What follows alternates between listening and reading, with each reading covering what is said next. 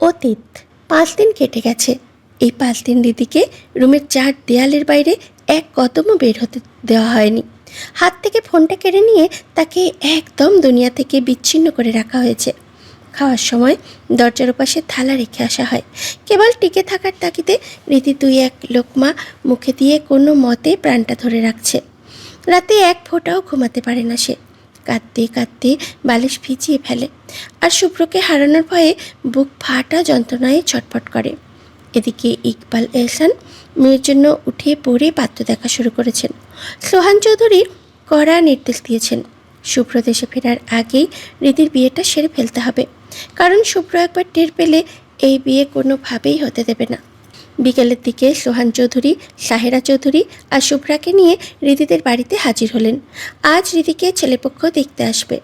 সাহেরা চৌধুরীর বুকের ভেতরটা হাহাকার করছে। তিনি অনেকবার চেষ্টা করেছেন রীতির সাথে একটু নিরিবিলিতে কথা বলতে অথবা শুভ্রকে খবরটা জানাতে। তিনি লুকিয়ে শুভ্রর নাম্বারে বারবার কল দিয়েছেন, কিন্তু ফোনটা বন্ধ পেয়েছেন। সোহান চৌধুরী সারাক্ষণ স্ত্রীর উপরে বিষ নজর রাখছেন, যেন কোনোভাবেই সে শুভ্রকে খবর দিতে না পারে আর রীতির সাথে কথা বলতে না পারে। শুভ্রা আর রাবেয়া এহসান রীতির রুমে ঢুকলেন।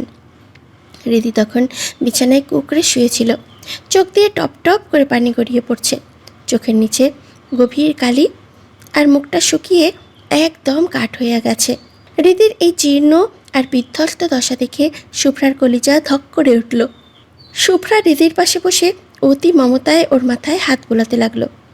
রীতি হঠাৎ স্পর্শের আশায় চমকে উঠে আর্তনাদ করে বলল, শুভ্র ভাই। কিন্তু চোখ খুলে দেখে সামনে শুভ্রা বসে। শুভ্রর নাম রীতির মুখে শুনে রাবেয়া এহসান রাগে হিতাহিত জ্ঞান হারিয়ে ফেললেন। তিনি কর্কশ স্বরে আঙুল উঁচিয়ে গর্জে উঠলেন, শুভ্র তোর বড় ভাই লাগে, তাই বড় ভাইয়ের নজরেই ওকে দেখবি। আর একবার যদি ওর নাম মুখে নিস, তবে তোকে আমি নিজের হাতে গলা টিপে মেরে ফেলবো। রীতি অনেক কষ্টে বিছানায় উঠে বসল। রাবেয়া এহসানের দিকে তাকিয়ে সে এক টুকরো বিষাদ মাখা হাসি হাসল। মেরেই ফেলো না মা, কারণ তোমরা আমাকে এখন যে জীবন্ত লাশ বানিয়ে তিলে তিলে যন্ত্রণা দিচ্ছ। মৃত্যু হয়তো এতটা যন্ত্রণার হবে না।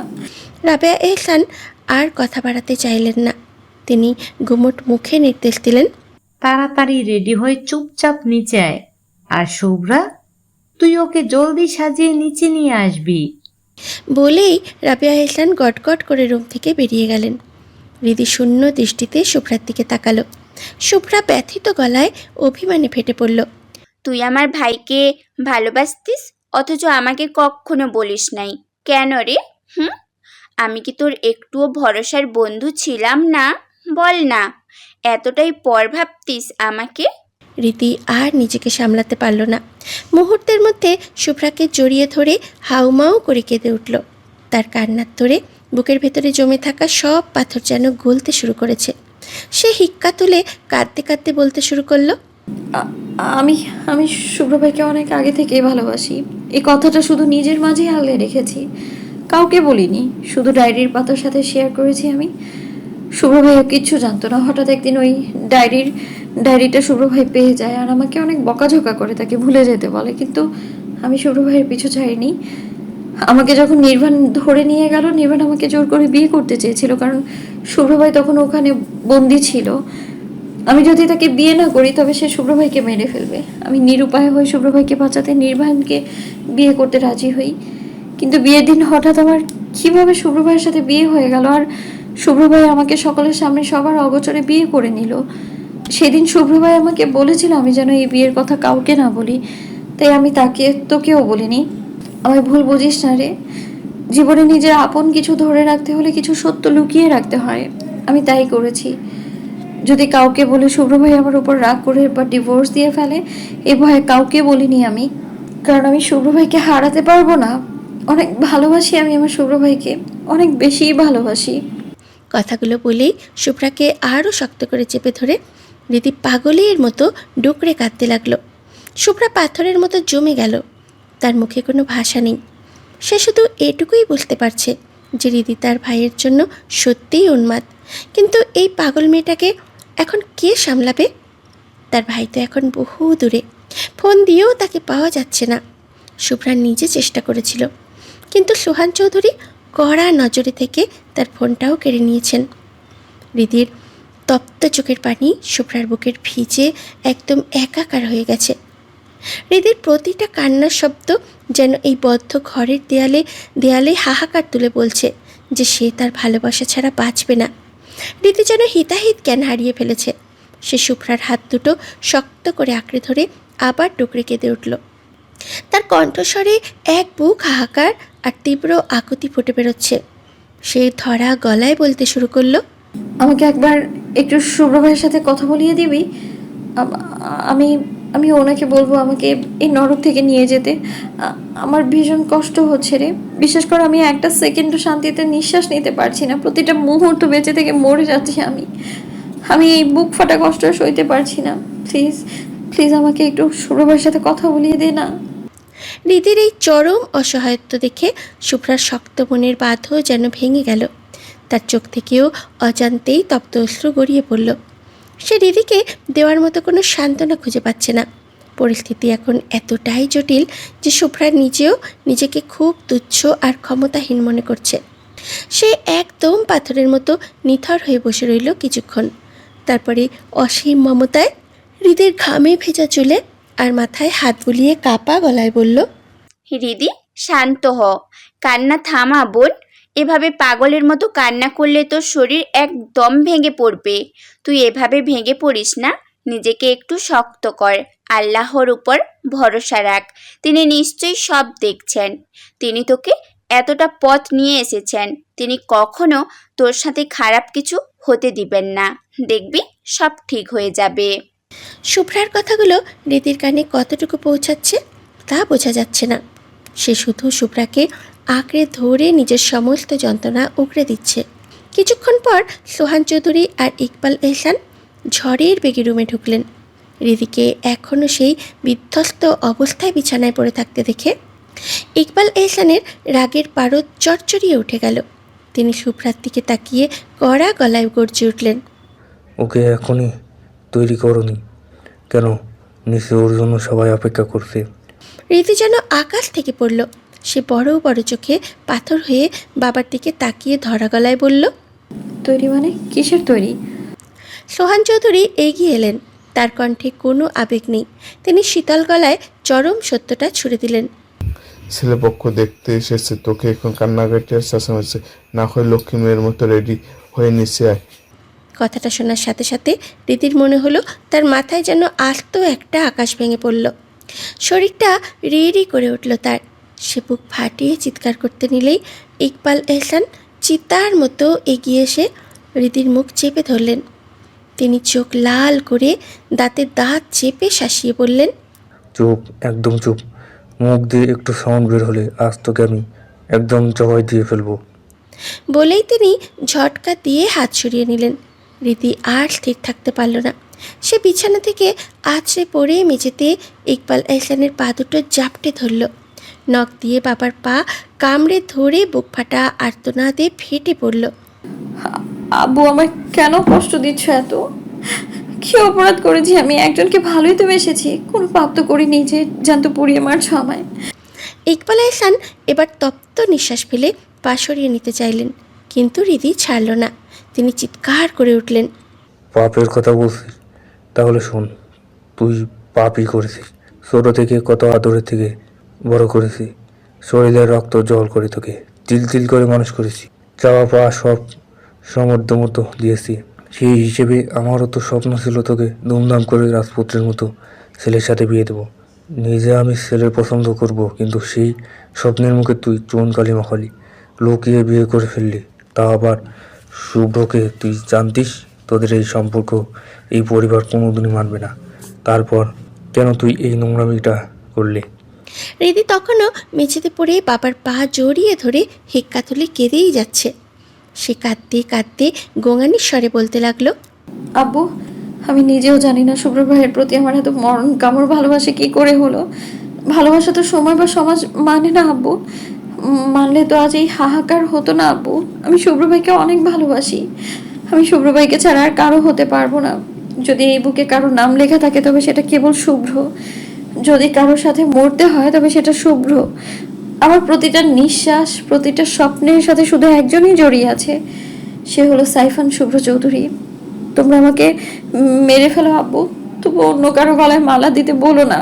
রীতিকে লাল খয়েরি কাতান শাড়ি আর হালকা সাজিয়ে সাজিয়ে তুলল শুভ্রা, কারণ একটু আগে হৃদির একটা আর্তনাদ ইকবাল এহসান শোনেননি, বরং নিজের মরা মুখ দেখে দেখানোর হুমকি দিয়ে তিনি হৃদিকে ইমোশনাল ব্ল্যাকমেল করে গেছেন।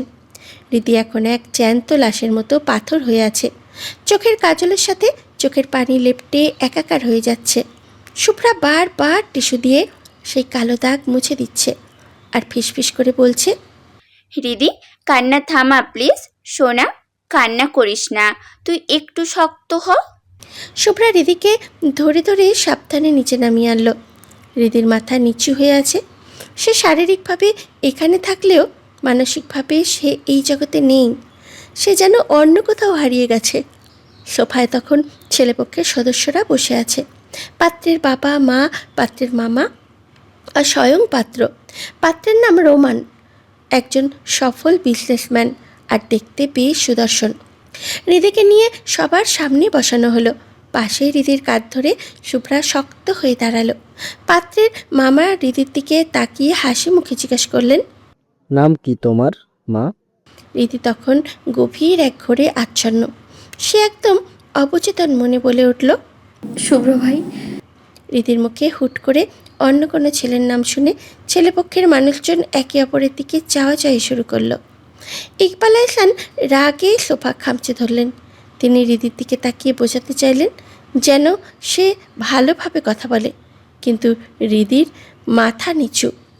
পরিস্থিতি সামাল দিতে সোহান চৌধুরী দ্রুত পাত্রের মামার দিকে তাকিয়ে এক অদ্ভুত মিথ্যা সাজালেন। আরে ভাই সাহেব, আসলে ও একটু আগে একটা স্বপ্ন দেখেছে আমার বড় ছেলেকে নিয়ে। আমার বড় ছেলে নাকি তাকে খুন করেছে স্বপ্নে। সেই থেকে ভয়ে মাঝে মাঝে আনমানে আমার ছেলের নাম বলে ফেলেছে। প্লিজ আপনারা কিছু মনে করবেন না, আপনারা আবার জিজ্ঞেস করেন।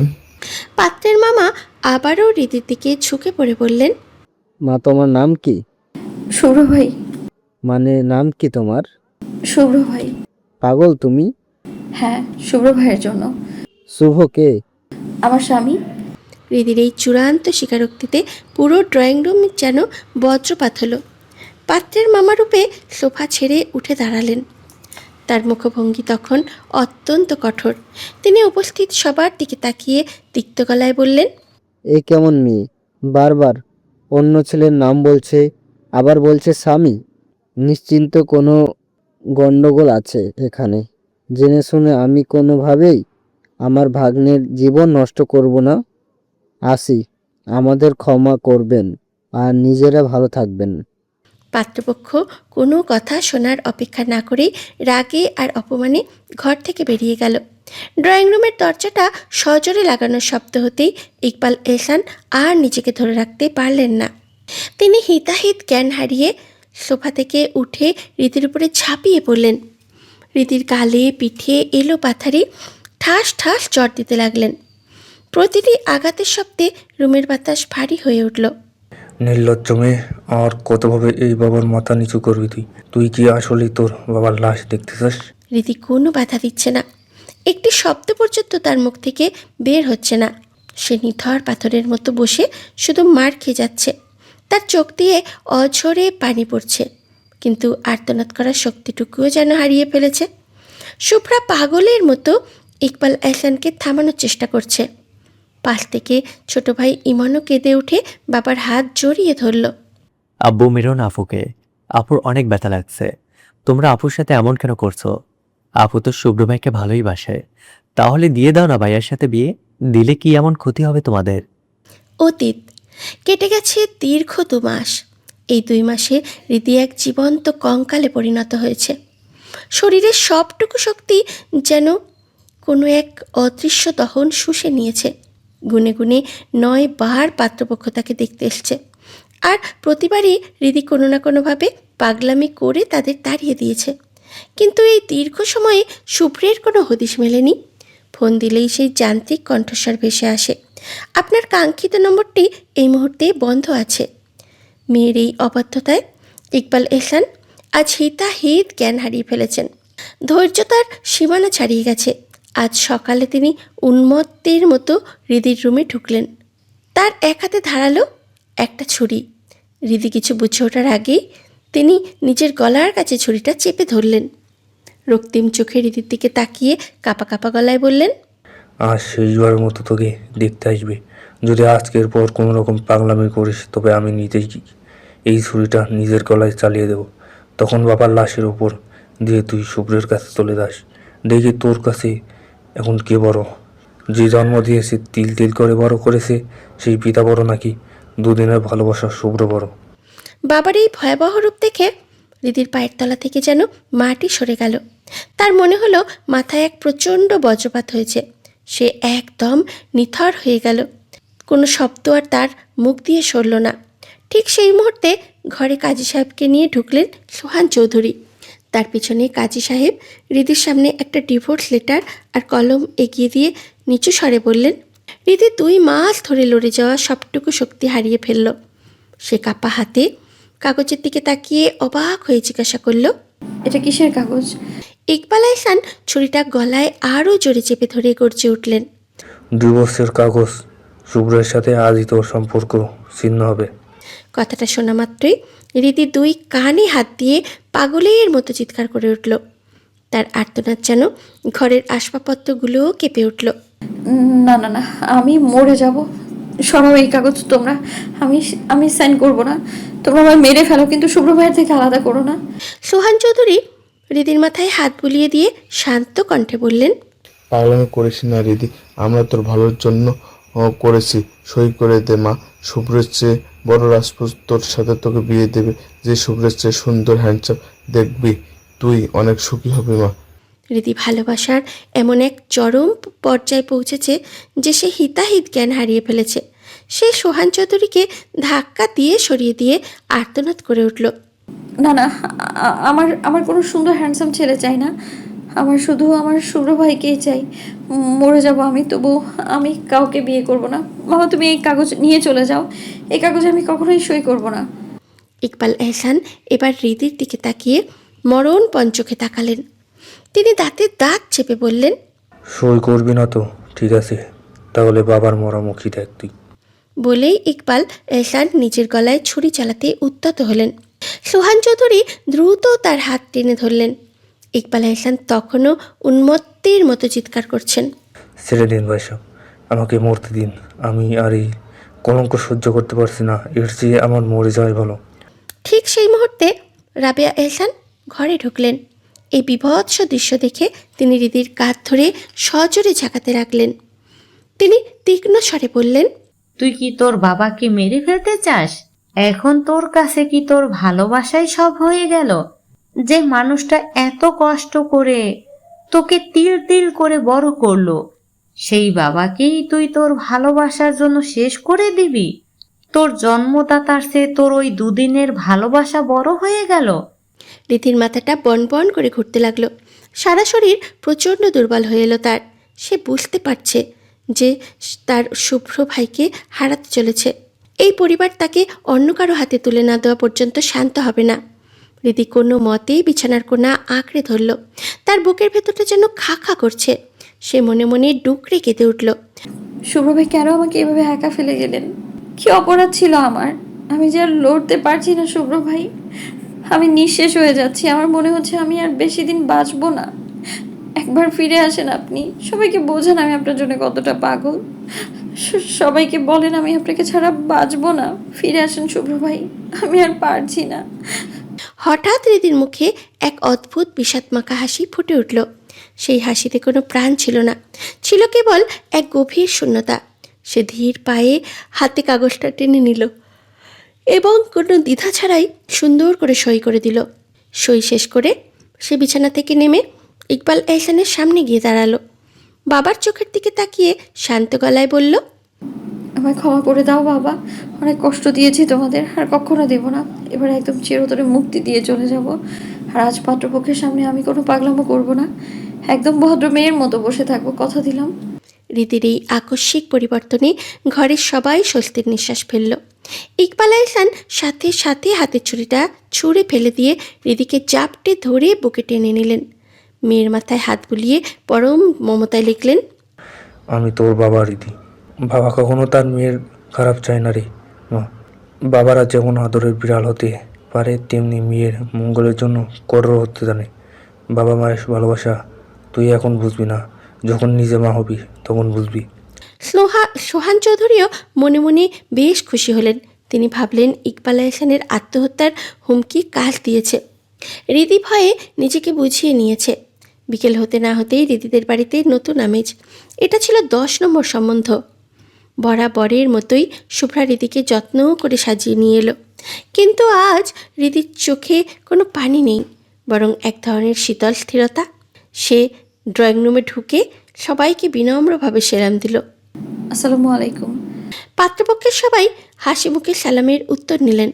রীতিকে সবার মাঝে বসানো হলো। পাত্রের নাম সাদ। সে বেশ শান্তশিষ্ট। সে মাথা নিচু করে থাকলেও আর চোখে বারবার রীতিকে দেখছিল। বড়রা রীতিকে যা যা প্রশ্ন করলেন সেই একই রকমের আদর্শ মেয়ের মতো গুছিয়ে জবাব দিল।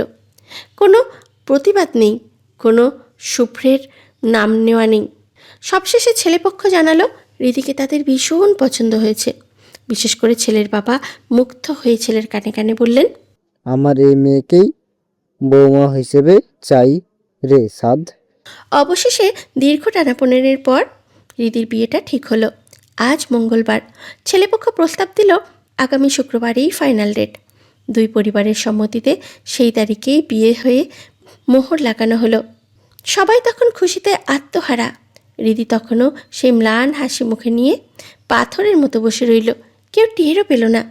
এই হাসির আড়ালে রীতি আসলে কোনো অমোঘ পরিণতির দিকে হেঁটে যাচ্ছে। দুদিন পর রীতি আর আগের মতো পাগলামি করে না। সে এখন সময় মতো খাওয়া দাওয়া করে, ইমনের সাথে বসে আড্ডা দেয়, এমনকি লুডোও খেলে। বাড়িতে বিয়ের ধুম লেগেছে। আত্মীয় স্বজনের আনাগোনা বাড়ছে। রীতির মুখে হাসি দেখে রাবেয়া এহসান আর ইকবাল এহসান যেন হাঁপ ছেড়ে বাঁচলেন। অবশেষে মেয়েটা স্বাভাবিক হতে শিখেছে। কিন্তু রীতির এই অতি স্বাভাবিক আচরণ কিছুতেই মানতে পারছেন না সায়রা চৌধুরী। যে মেয়েটা শুভ্রকে ছাড়া নিঃশ্বাস নিতে পারছিল না, সে এত তাড়াতাড়ি সব ভুলে কিভাবে এত হাসি খুশি হয়ে গেল?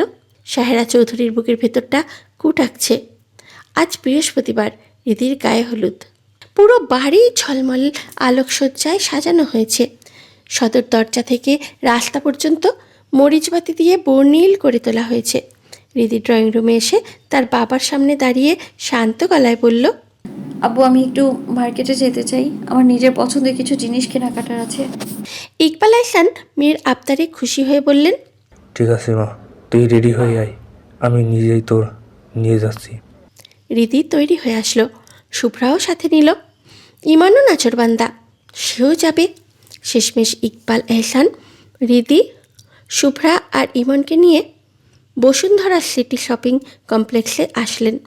মার্কেটে ঢোকার পর রীতি আর ইমন যখন অন্য দোকানে ব্যস্ত, শুভ্রা তখন সুযোগ খুঁজতে লাগলো। সে অন্য একটা মার্কেটের ছুতো দিয়ে একটু আড়ালে সরে আসলো। একটি দোকানের কর্মচারীকে লক্ষ্য করে সে বিনীতভাবে বলল, ভাইয়া, আপনার ফোনটা একটু দেওয়া যাবে? জাস্ট 2 মিনিটের জন্য একটা আর্জেন্ট কল দিতাম। কর্মচারী সানন্দে ফোন বাড়িয়ে দিলেন। শুভ্রা বুক ধুকপুকানি নিয়ে চারিদিকে একবার তাকিয়ে শুভ্রা সেই বিদেশি নাম্বারে ডায়াল করল। কিন্তু ওপাশ থেকে সেই চিরচেনা যান্ত্রিক কণ্ঠস্বর বন্ধ। আর কেউ না জানুক, শুভ্রা মনে মনে নিশ্চিত যে রীতি বড় কোনো নাটক করছে। কারণ ভালোবাসা এত সহজে মুছে ফেলে নতুন জীবন সাজানো যায় না। শুভ্রার প্রচণ্ড রাগ হচ্ছে নিজের ভাইটার উপর। কেউ কি এইভাবে নিরুদ্দেশ হয়ে ফোন বন্ধ করে দেখে? হঠাৎ শুভ্রার মাথায় ঈশানের কথা খেলে গেল। এত কিছু হয়ে গেল, অথচ ঈশানকে কিছু জানানো হয়নি। সোহান চৌধুরী তাকে বাড়ির থেকে এক কদমও বের হতে দেননি, এমনকি ফোনটাও কেড়ে নিয়েছে। শুভ্রা চট করে ঈশানের মুখস্থ নাম্বারটা ডায়াল করলো। কয়েকবার রিং হতেই ওপাশ থেকে রিসিভ এলো। শুভ্রা অস্থির হয়ে ফিসফিস করে বলল, ঈশান ভাইয়া, আমি শুভ্রা, আপনি কোথায়? ঈশান অবাক হয়ে বলল, আরে শুভ্রা, কেমন আছো? তোমার ফোন বন্ধ ছিল কেন এতদিন? সব কথা পরে বলা যাবে ভাইয়া। আপনি আগে বসুন্ধরা সিটি শপিং কমপ্লেক্সে আসেন। শুভ্রার কথা শুনে ঈশান অস্থির হয়ে কয়েক মিনিটের মধ্যেই শপিং কমপ্লেক্সের সামনে চলে আসলো। শুভ্রা আগে থেকেই রাস্তার এক কোণে দাঁড়িয়েছিল। ঈশানকে দেখা মাত্রই সে কঠিন ঈশানকে দেখা মাত্রই সে এগিয়ে গিয়ে তার হাত ধরে টেনে মার্কেটের পাশের একটা নির্জন গলির চিপায় নিয়ে গেল। শুভ্রাকে এতটা বিধ্বস্ত আর আতঙ্কিত দেখে ঈশান কপালে ভাঁজ ফেললে বলল, কি হয়েছে শুভ্রা? তোমাকে এমন দেখাচ্ছে কেন? শুভ্রা কান্নায় ভেঙে পড়ে বলল, ভাইয়া, সব কিছু শেষ হয়ে গেছে। রিদির বিয়ে ঠিক হয়ে গেছে। কালই ওর বিয়ে। ঈশান চোখ কপালে তুলে চিৎকার করে উঠল।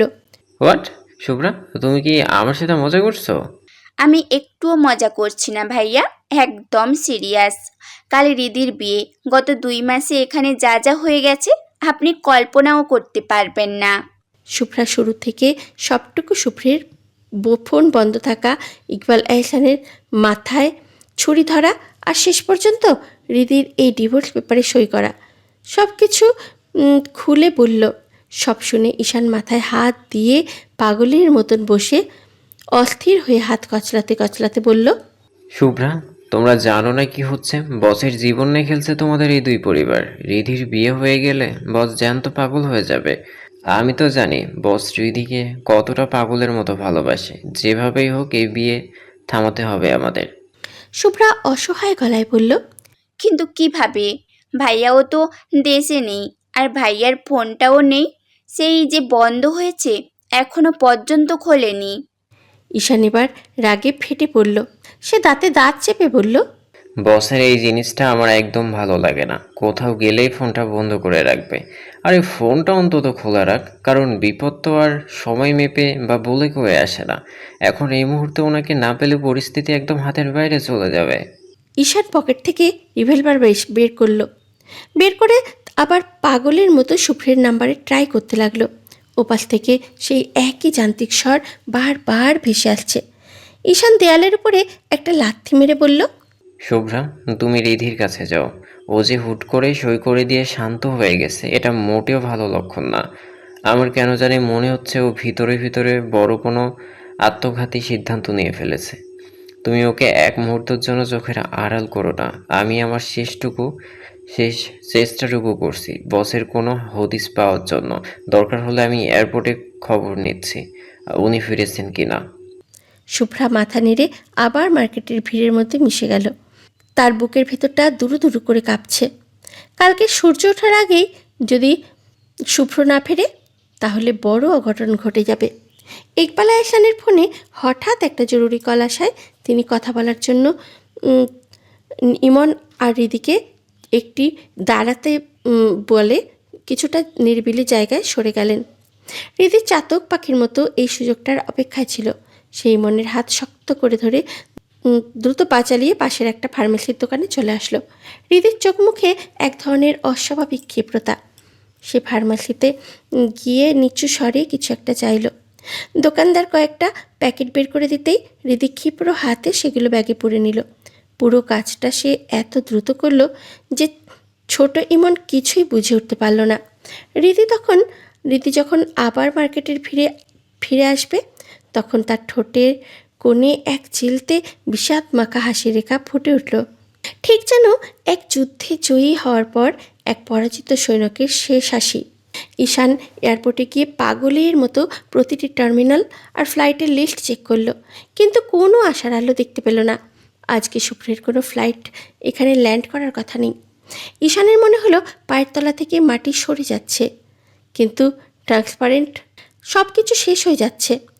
আর তার সাথে শুভ্রের উপরে একটা তীব্র অভিমান আর রাগ দানা বাঁধছে। কোথায় হারিয়ে গেল লোকটা যখন তার গোটা জগৎটা ছারখার হয়ে যাচ্ছে? ঈশান আর এক মুহূর্তও দেরি না করে ট্যাক্সি নিয়ে সোজা রিদিদের বাড়িতে ছুটে এলো। তখন সন্ধে ঘনিয়ে এসছে।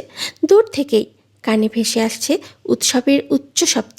পুরো বাড়িটা লতানো আলোকসজ্জায় এমনভাবে সেজেছে যে দেখে মনে হচ্ছে কোনো রাজপুরী। রাস্তাঘাট জুড়ে সেই ঝিকমিকে আলো দেখে ঈশানের বুকের ভেতরটা ধক করে উঠল। এই আলোকসজ্জা কি উৎসবের জন্য, নাকি শুভ্রের হৃৎপিণ্ডটা অন্য কারো হাতে তুলে দেওয়ার শেষ আয়োজন। ভিতরে তখন সাজো সাজো রব। হৃদিকে হলুদ রঙের এক মায়াবী শাড়িতে সাজিয়ে স্টেজে বসানো হয়েছে। চারিদিকে গগন বিতারী মিউজিক আর নাচ গানে মাতোয়ারা সবাই। পাখি, মিহি আর বাড়ির দিকে মেয়েরা গানের তালে তালে নাচছে। শুভ্রা হৃদির ঠিক পাশেই বসেছিল। ভিড়ের মাঝে হঠাৎই তার চোখ পড়ে গেল ঈশানের উপর। ঈশানকে দেখা মাত্রই শুভ্রা নিঃশব্দে স্টেজ থেকে নেমে এলো এবং সবার চোখ এড়িয়ে ঈশানকে টেনে বাড়ির পিছনে মির্জা বাগানটার দিকে নিয়ে গেল। সেখানে আবছা আবছা আলোয় ঈশান যখন শুভ্রার দিকে পূর্ণ দৃষ্টিতে তাকালো, তার নিঃশ্বাস যেন কয়েক মুহূর্তের জন্য আটকে গেল। শুভ্রার পরনে কাঁচা হলুদ রঙের এক জমকালো লেহেঙ্গা, যা তার গায়ের দুধে আলতা রঙের সাথে মিশে এক অপার্থিব আভা তৈরি করেছে। তার সারা শরীর জুড়ে গাঁদা ফুলের গয়না, কানে আর হাতে হলদেটে তার সেই রূপালি স্নিগ্ধতার ছোঁয়া। মাথায় আবার চুলে ছোট ছোট সাদা আর লাল গোলাপ এমনভাবে গেঁথে দেওয়া হয়েছে যেন কোনো স্বর্গীয় উদ্যান থেকে সে নেমে এসেছে। হলুদের স্নিগ্ধতা আর ফুলের ঘ্রাণে শুভ্রাকে এক জীবন্ত পরীর মতো মনে হচ্ছে। টানা টানা চোখ দুটোতে লেগে আছে গভীর উৎকণ্ঠা, আর কাজল মাখা সেই দৃষ্টি এখন আর নেই। তার কাজল মাখা সেই দৃষ্টি যেন উৎসবের মাঝেও এক অব্যক্ত বেদনার গল্প বলছে। ঈশান কয়েক সেকেন্ডের জন্য থমকে দাঁড়িয়ে রইল। এই রণক্ষেত্রে এমন এক স্বর্গীয় সৌন্দর্য যেন বেমানান, কিন্তু শুভ্রার এই রূপ দেখে ঈশানের পাথর হয়ে যাওয়া মনটাও মুহূর্তের জন্য টলে উঠল। শুভ্রা ঈশানের হাত ধরে ঝাঁকুনি দিয়ে কাপা গলায় জিজ্ঞাসা করল,